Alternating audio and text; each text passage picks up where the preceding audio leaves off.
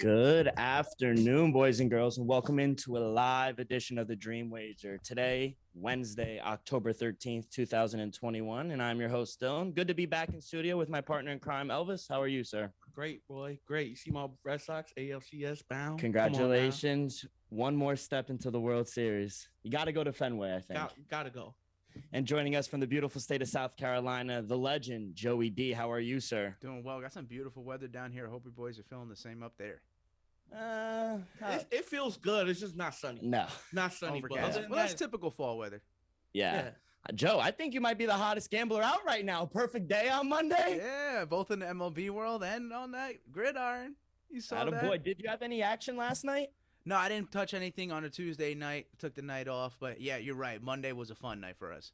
Attaboy. Well, it's great to have you both with us today. We got a packed show for everyone. We'll recap one of the craziest Monday Night Football games we've seen, or at least I've ever seen. We got plays for tomorrow's Thursday night game between the Bucks and the Eagles.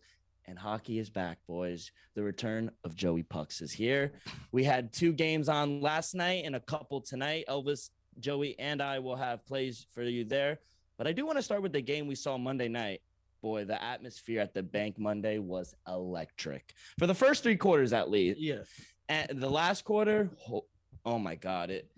I think I'm a Raven fan now. I've given the Jets officially. I've given the Jets 25 years.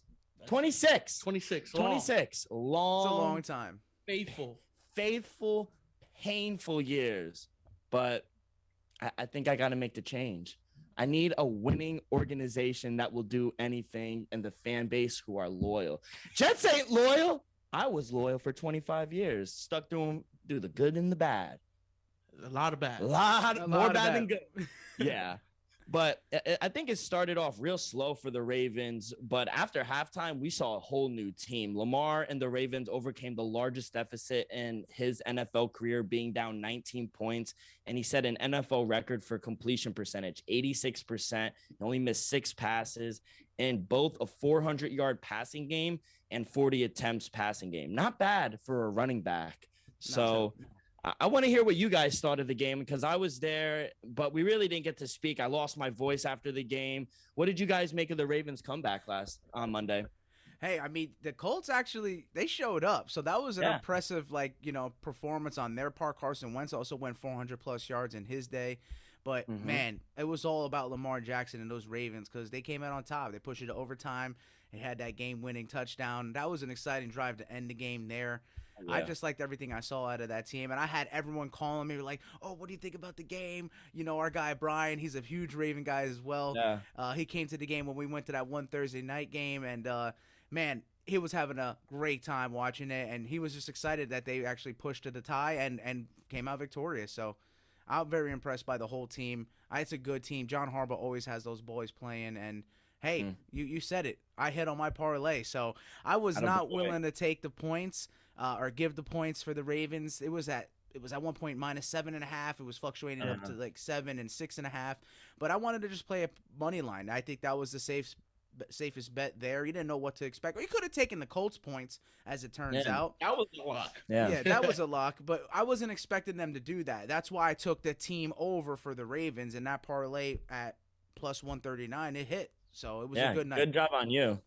How about you, Elvis? What'd you think? Great game. I'll be honest. I like the game plan the Colts came out with. They looked, impressive, shockingly. Against the Ravens first half, shocked to say it, Carson Wentz was impressive. Yeah, he was very impressive. He looked great. I haven't seen that Carson Wentz in years. I'll be honest. Didn't see it last year in Philly. So I was impressed when they came out. I like what Jonathan Taylor does for the offense. Yeah. What the defense was able to do, stopping the run, was pretty great. Remember, last week they almost got in a little battle just wanting to tie the rushing record, and this week it wasn't even close to getting that rushing record. So shout out for the Colts defense for shutting them down, but give props to Lamar, man. Like I said on Monday's show, I had a feeling he will go for over 200, 32 and a half. 32 and a half after having 317 against Denver. I didn't expect 442 out of him, but hey, what a game. So big ups to Lamar. I told you, Marquise Brown's going to start catching those deep balls. And look, I said if he was catching those balls early in the season, Lamar would be top 5 passing. Look, Lamar's number 5 in passing yards this season. Yeah, I thought it was pretty rough the first half for the Ravens, only scoring 3 points. By the way, Haloti Ngata, they introduced him into the Ring of Honor. So it was great. Yeah, deservingly so. It was a nice halftime ceremony. A lot of the not Belichick, the guy, the coach who won for the Super Bowl. Bill Belichick. Bill Belichick. Yeah. He was there to introduce him. Saw a couple of legends. He was there. Todd Heap. So it was really cool. But to only score, they dominated the line of scrimmage, and it was surprising for the Colts. Or surprising to see on the Ravens' part. They got no pressure on the first half. Bro, they couldn't do nothing. And that's without Quentin Nelson up there. So I was expecting the Ravens to get at least some pressure, but besides the two fumbles from Lamar, he needs to hold on to the ball a little more. Close calls too. Close calls, and they should have never even been in that position, because when they went for 2 and on the 2-point conversion after they scored, he did get in and they didn't call it. Yeah, they said he was down. That shit was fucked up. Another thing, when he stretched out with his right arm, he was in. He was in. And I remember Carson Wentz did fumble in the goal line in the first half too. That could have just busted the game open early. Yeah, that was finally when they got some pressure on him. They drove down the whole field, and when they got in the red zone, it was fumbled. Campbell got him. Yeah. So I thought it was a rough half, but the Colts were, like you said, Elvis, the Colts were moving the ball down the field every drive. Pittman had a huge game. Pittman, even Pascal had a pretty decent game. Ravens must have been asleep at the wheel at home in the first half. They had to be, and you know who got exposed every fucking play? Avery, the cornerback from the Ravens. I don't know why they kept leaving him single coverage.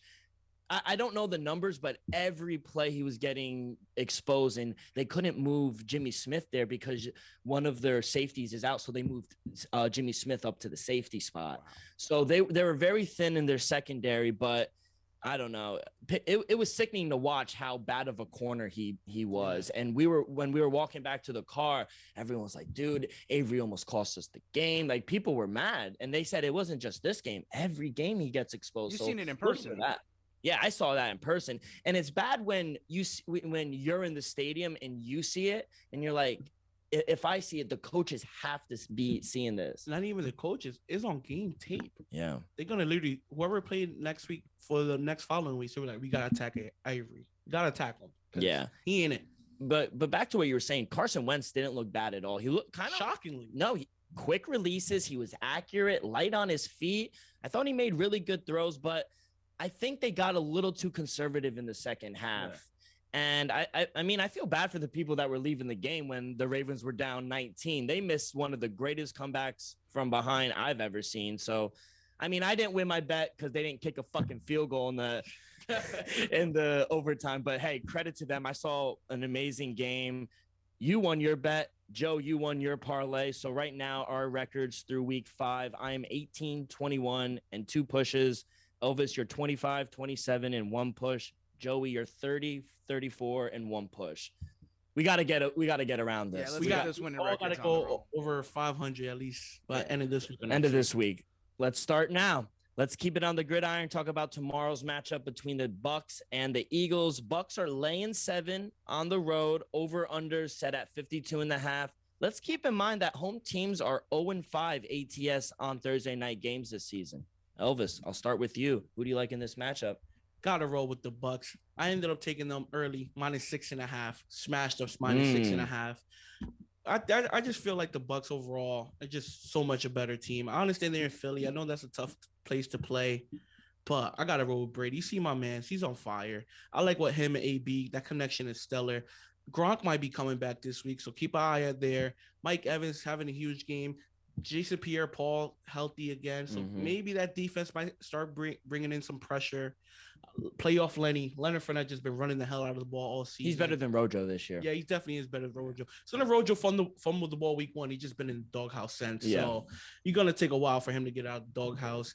But I do like Tampa -6.5. Joey, where are you going with this game? Well, I went and even alternate spreaded that. I'm liking the Bucks in this. Wow. Spot. I took it all the way up to -13.5. Call me crazy, but you're getting +180 odds for it. I think they win by minimum 2 scores. I think they win by 2 touchdowns minimum. I don't know. Like you said, with the Saints and the Eagles, those are the 2 teams we don't know what to make of it. And the fact that they beat what is statistically the number one defense in the league against Carolina in Carolina, would say like, okay, Philadelphia is going to make this a game, but I think we're in for a letdown with them, and I think that the Bucs are going to show them up. I think Brady's going to have another stellar performance, going to make him one step closer to the MVP. He's in debate as well. I know there's a lot of guys in the MVP race right now, but I'm also doing it as a straight bet, and that's going to go in part with the other straight bet I have is where, like I said, I don't think Philadelphia is really going to come to play. I'm just seeing it. I'm feeling a letdown. I really am. I think that was one of the bigger wins they had last week at Carolina. So I'm taking the under 36.5 in the first half at plus 100 because I think that's a high number for the first half. The second half was only at 24. I didn't want to touch that. Maybe lean over with it, but that's an unofficial play. The official play for me is under 36.5 in the first because I'm thinking that it's going to be all Bucs in the first showing. Maybe the Philadelphia could put a little something together in the second. We've been seeing a lot of tales of two halves. Teams have coming out strong in the first, kind of slowing down, being conservative in the second, and the other team coming to show in the second. But I don't know. I think it's going to be all Bucs from the beginning to end, and if it's like 27-3, the under's going to hit in the first half, and that covers the point spread. So that's what I'm feeling. And we've seen it in not just a Monday night game. We've seen it through the first 5 weeks of the NFL. Teams starting out slow and first half's going under, but then teams are making adjustments and coming out and scoring, especially in the fourth quarter, Joe. Teams who are come from behind like the Ravens, they unanswered like 22 points. They couldn't stop the Ravens at that one point. So I do like the first half under. And that's actually, I pushed the number down to get plus money, to get plus 100 odds, because it's actually, the first half is actually at 39.5. That is such a high number, and it's like minus 122 I saw it at. So I pushed it. So I got two alternate spreads rolling on here, and that's why I push it down just to get plus odds because I'm feeling confident. I think the under is going to hit in the first half, and I think Bucs are going to win by 2 touchdowns minimum. It might even be 3. Elvis is checking it out right now for the first half under because that if it's still a high number. That's really high. Where is it right now? 26.5. First half total points. Woo, I don't know. I'm telling you, I saw it at 39.5. Holy shit! If you could still get that, this must have been when I saw it. I think I saw it on Monday night. So okay, so you got it early. Yeah. Okay. And we do stress that if you find a number that you like smash it. Elvis got Bills +4 when the number came all the way down to 3, even 2.5 at the start. You had something you teased for a game that we got on Sunday as well. You saw it early, so hey, all credit to you there.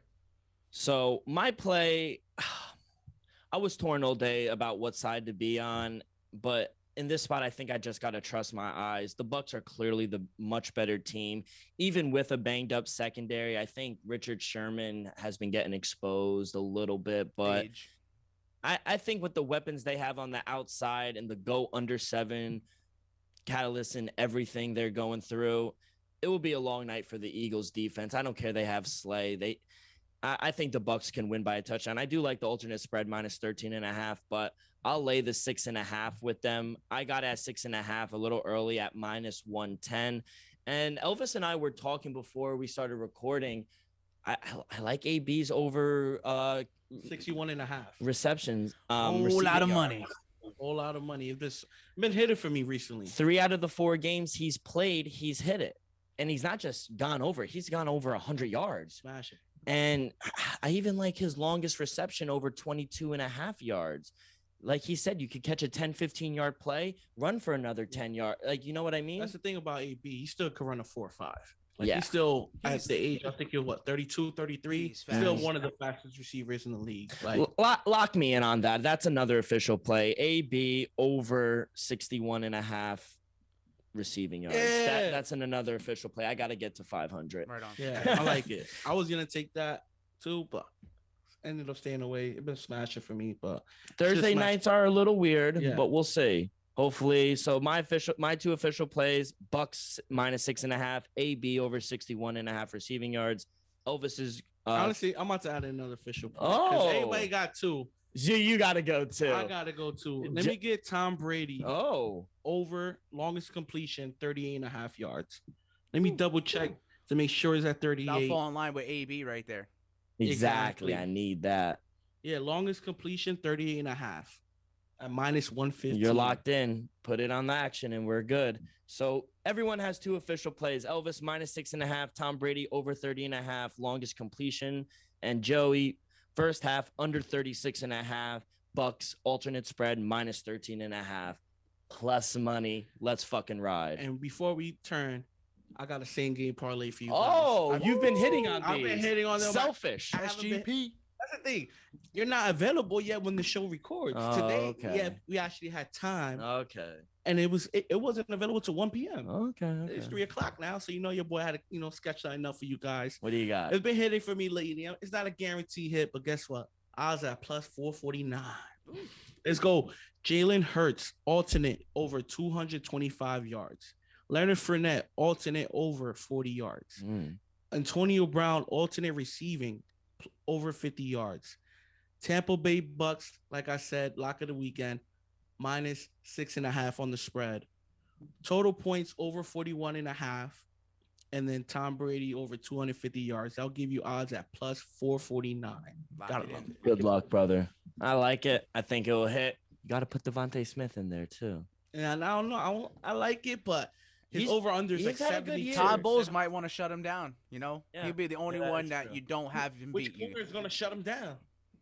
That's the question. That's true. That could be Sherman. Sherman can't stick with him. No. It's about to double him. He only plays a cover 2. Yeah. But well, boys, thank you for those plays. Good luck. The NHL season has returned, and you know what that means, the return of Joey Pucks. Last night we saw a pair of games, and first ever game from the Seattle Kraken. They kept it close. A lot of guys were out. Like I think 4 or 5 guys were out on the COVID list. They lost to the Las Vegas Knights 3-4. Lightning raising the banner, lost to the Pittsburgh Penguins without Crosby, Malkin. Got smoked too. So that was an interesting thing. I thought the Lightning were going to come out, raise their banner, have high energy. The crowd was going to be behind them, but they're still recovering from the hangover. Yeah, I don't know if they were partying like the Bucks on the boats throwing the trophy, but Tampa Bay is title town right now. Yeah, exactly. But tonight we got a couple of games that are in action, and who better to get us ready than the return of Joey Pucks? Joe, since you're the NHL sharp, I'll start with you. What games are you targeting tonight? Well, I'm running another parlay, boys. I got to keep with it. It's been hitting for me, so that's what I'm sticking with. And I do like Seattle Kraken. I like their color scheme. I like everything that they're doing. I think Seattle definitely deserved another organization up there. They lost return of the Kraken. They lost the Supersonics back in the day. You know what I mean? They needed a second team to accompany that football team up there. So actually, I thought Edmonton had actually already lost as well. I don't know if you guys saw that, but I'm liking them at home in this one, and I'm parlaying their money line with Montreal going to Toronto, but I'm taking the puck line. So I'm taking Montreal Habs plus 1.5 at -160 if you're at a straight bet, and Edmonton money line at -182 if you're at a straight bet. But together at a two-way parlay, you got odds of plus 153. Let's go. I think we're gonna see some fireworks to start the season. Oh boy, I love it. Elvis, I'm told you have a play. Woo! Yeah. Shockingly, your boy. It's the first time. It's the first week. You got to come. Yeah, I got to come in. But shockingly, last season, your boy ended the season 4-0. So your boy technically undefeated. Okay. So let's try to roll with it. Okay. Let's try to go 5-0 and beyond. So tonight, I'll be rolling with the Capitals. Money line at -108. No Ovechkin, doesn't matter. The Rangers are not it. Nope. So Capitals money line -108. Talk to me. Love it. Love it. I have one single, and I'm also tailing Joe. I like the Habs plus 1.5 on the puck line against the Maple Leafs. No Carey Price for about a month. He's on the mental health list. I guess he's getting some things right. He's going to be. I'm glad they have that. To be honest, it's good to address those things. Yeah, definitely. So, but there are injuries across the board for both teams. No Austin Matthews for the Maple Leafs. Mitch Marner's a game-time decision. He's doubtful, though. Jake Allen's going to be in the net for the Habs. Maple Leafs should be the favorite, and rightfully so, but there are so many injuries. I think that the line is a little too big. So I like getting the puck in a half, and I'm also going to parlay it like Joe, with the Oilers to win on the money line. They got swept by the Canucks last year in the playoffs, so I expect them to come out firing in front of their home crowd. and they just played preseason a couple days ago. And the Oilers didn't have any Connor McDavid. They didn't have any of their starters, and they still won 3. He's going to get the Hart Trophy. He's going to win the MVP at 105 points last year. Yeah. That guy's the best player in the fucking league. He's been working on his slap shot. He's working on just sticking there. And I think you're going to see improvement. That's hard to say. You said 105 points. I think you're going to see improvement out of that guy.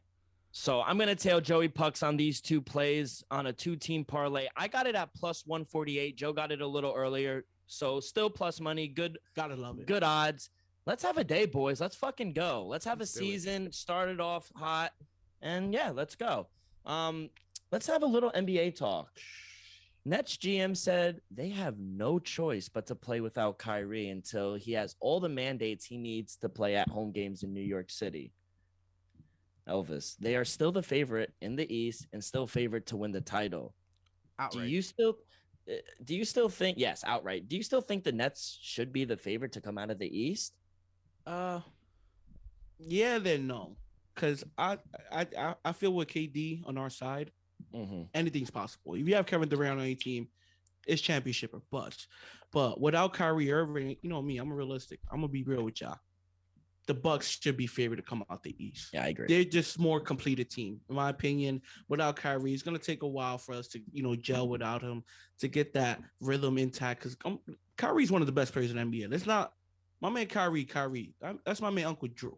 You know what I'm saying? Kyrie's one of the best players in the league, if not one of the best point guards in the league. So it's gonna be hard to replace that. So I will favor the Bucks to win the East over us. You got Kevin Durant, boy, and you got James Harden, and you got that supporting class. It's gonna be hard to beat. I don't think Kyrie loves basketball. Chill. Kyrie can do a lot more outside of basketball. That's the thing. Like you said, I don't think you could take away the love he has for the sport, but he is one of those guys that can do pretty much anything he wants outside of it. Yeah, and I think he's electric when on the court, when he's not taking games off for personal matters or he's not injured. You see a trend. Like we were talking earlier when he was on the Cavs, just isolating his team when they were going to the finals. Boston, I don't want to be here. And now doing it with the Nets. And I think he owes it to KD. You recruited KD to come here. Do you think they've had conversations like, hey, man, like, I plan on sitting out. Like, I'm not going to get the vaccine, this, that, and the third.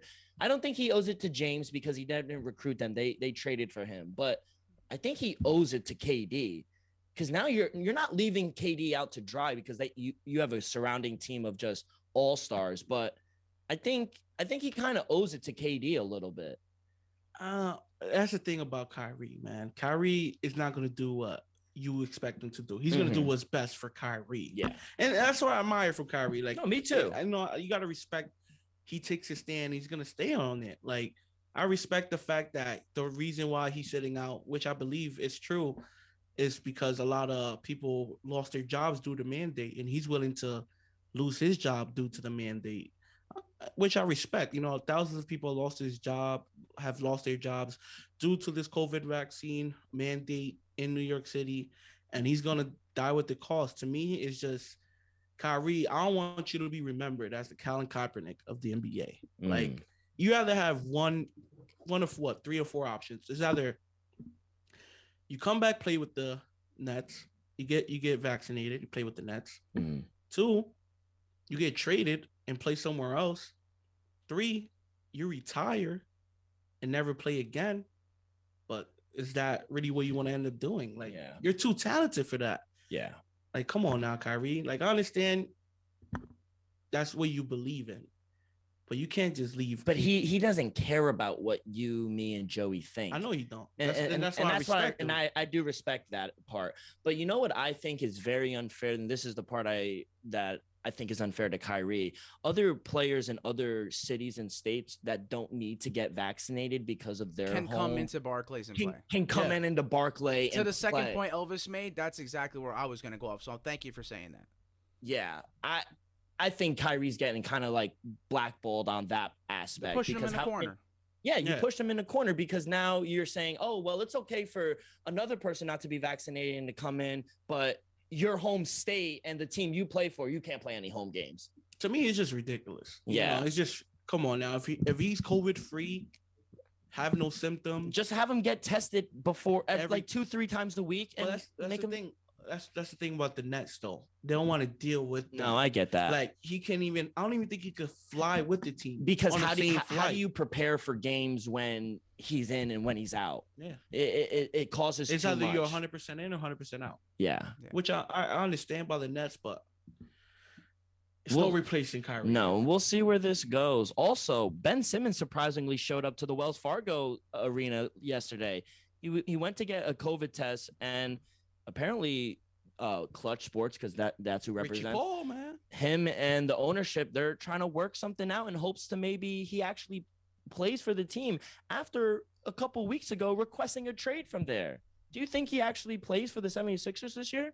My man Ben Simmons have lost over $1 million skipping preseason games. And guess what? Even for the Prince, because they call him the young fresh Prince. Who? People call him the Ben, young fresh. Yeah, they call Ben the young fresh Prince. Even him, $1 million hurts. Yeah. Like, you know what I'm saying? If you just missed $1 million just off what? How long preseason has been on? What, a week and a half, 2 weeks? Yeah, like 3-4 games people have played. And you're already down $1 million.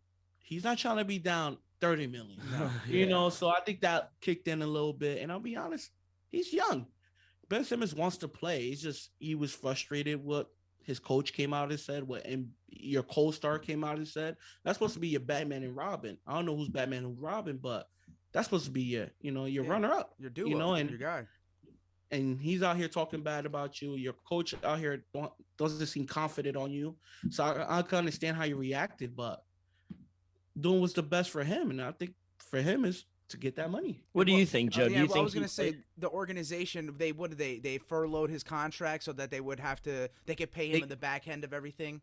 Nah, they literally max fined him. Like the maximum penalty you could give out for a player, they did that every Well, not only did they fine him, but the payments that they're going to get him, like the weekly check that you get as a player, I'm pretty sure he's not getting that, and they pushed it back. He lost it. Yeah, until you can't recover it. He lost it. It's gone. You missed out. I think it was $1.3 million. Wow. But he like Kyrie, he doesn't care. No, that's the thing. Kyrie don't need the money. Kyrie got the Nike deal. You think Ben cares? Yeah, Ben cares. Ben don't have $100 million in the bank. And I'll be honest, Ben Simmons lives a definitely different lifestyle than Kyrie Irving. Kyrie doesn't live a lavish lifestyle. Ben does. Yeah, he's out in Cali. He's out with the Kardashians. I know more. Devin Booker got that. Yeah, my man. If he goes up to Canada, you know what I'm saying? Because Ben Simmons is from Canada. I mean, it's mandatory. No, Australia. Well, it's mandatory as well. And they're actually more stringent on all the protocols. So, hey, he really is stuck in a box, that Ben Simmons is. He's going to have to make a choice. Mm-hmm. I don't think he winds up getting traded because of the money aspect. Bro, that's one of the best point guards in the league. That's the runner-up defensive player of the year. And I think he hurt. We talked about this a couple weeks ago on the pod. We think he hurt his chances coming out and requesting a trade because now teams are going to offer you cents on the dollar. Exactly. So, like, why would I pay you $1 for $1? No, he wants a discounted rate. Yeah, like I need 60 cents. I'm giving you 60 cents for that. Yeah. So that's a little NBA talk. Hopefully, NBA starts next week, right? Tuesday. Ooh, I love it. LeBron. Less than a week. Yeah, Bron versus Lakers versus Warriors, and I think Nets Bucks. Nets Bucks. I know Lakers Warriors. For sure. And then it's Nets Bucks. You're right. Those are the two games. And then the Knicks play Hawks. Don't matter. I think the Knicks play open against the Hawks. That's a good opening game too. We need revenge. Fuck Trae Young. I was about to say, I know you said that. Watch out, Trae Young MVP. Ooh, Joey, what's the odds? Probably plus. Definitely plus. Maybe 4, we'll have a little NBA futures in the coming week, either on Friday or Monday. Well, maybe Monday. Yeah, but Friday shows the zoo. What was I going to say? A little news, UFC news. Joey, what is going on with Pena? I'm glad the UFC released him. Yeah, it's a shame. I think there might be some mental health issues going on with that man. Otherwise known as Violent Bob Ross. There has to be. His domestic issues. He's had criminal complaints. He's had criminal outbursts. Like, it's a good thing the UFC has released him. No, I mean, I think it's all convicted. Yeah. Oh yeah, he's going downtown. So that's the thing. Yeah, it's a shame. We want this man to be better. We don't wish any ill will on anyone, but he needs to address these things. And unfortunately, it might need to be seen through the eyes of the law. So. And another match that was just confirmed: Leon Ipoke Edwards versus Jorge Masvidal. I'm hyped for that one. UFC 269 on December 11th. That's gonna be a banger. I got Jorge. Yeah, I gotta start calling my man Ipoke. He eye-poked Bilal Muhammad intentionally. I'll never forget that. And Bilal Muhammad said he'll step in to fight Sean Strickland because Sean Strickland lost Luke Rockhold. So yep, and he's calling. You see what he's posting on Instagram and Twitter's calling Sean Strickland a clown. Like, oh, I only want to verse high-ranked opponents to get to a title. And Bilal Muhammad's like, dude, you're fucking afraid of me. I love it. Two totally different guys, and that's great how they're clashing. I love it. How about this? Let me know what you think real quick before we get out of here. What do you think about Bilal versus Neil Magny? I think they were trying to have that in the works for a little while now, weren't they? And I don't know. I'm just saying these two are really ranked right under each other, and I think they're kind of similar fight styles. Yeah, you just got Neil Magny with more length. Utilizes wrestling to defend a takedown. As Bilal, he'll grab a hold of you and ride you out and wear you out. Exactly. So Bilal could stand up and strike as well, but I mean that's something we could have it to make. And I know there's a lot to talk about in the UFC, and we'll definitely have something in store for you guys on Friday. Yep, we got another women's main event. Any one or Bellator, PFL this weekend, or just we have fight night? Yeah, so we'll recap one First Strike on Friday's show, and we'll also talk about Bellator 268 on Friday's show, as well as UFC Vegas 40 on Friday's show. We got a whole bunch in store for Friday. Oh, yeah. Like I said, Friday shows. We got a loaded show for everyone on Friday. Anything else before we get up out of here, boys? I know we congratulated the Red Sox. Yep. I had a parlay hit in the MLB world. I took the San Francisco Giants plus 1.5 on the run line. And the under 7.5, I rolled with you on that, but parlayed it at plus 237, and that hit. So I mean, I could have taken the money line at a big plus money, but it didn't matter. I wanted to play it safe, so still hit. And we even advised if you wanted to take the Giants, they were getting too much odds for you not to take them on the money line. Right, and now 11-1 when Alex Wood comes after a loss. I'm telling you, Alex, and he's going tomorrow in an elimination game. Them Dodgers. Any picks for Game 5? I mean, isn't Anthony DeSclafani on the mound? No, he just pitched. Oh, okay. He just pitched, and it's Jose Urias, or I don't know how to pronounce Urias versus Wood. It's gonna be a tough pitching matchup again. I don't know how to pronounce it, but I'm probably roll with the Giants because I want to see the Giants. They'll versus the Braves. Shout out the Braves, man. When Ronald Acuna went down, thought no hope. But Jock Peterson is delivering in the playoffs. Holy shit! And Freeman still got some left. They need to pay fucking franchise Frederick. Because that man, I hate the Braves, but he's a class act. Like when I was growing up, I hated the Braves, but Chipper Jones was one of the best third basemen I've ever seen. So all the respect to them. Hopefully you guys, good luck. You got the cheaters. So we'll see about that. You got to make a trip up to Fenway though, I think. Definitely for sure. Will. Definitely got to go catch game 3 or 4. One of those. We'll see you guys on Friday with more picks, hot takes. Please, everyone, follow along our social media, Twitter and Instagram at The Dream Wager. You can find all of our episodes wherever you listen to podcasts. Apple Podcasts, Spotify, Stitcher. If you haven't already, please rate and give us a review. All that good stuff helps us out tremendously. Be a friend, tell a friend, and we'll see you guys on Friday.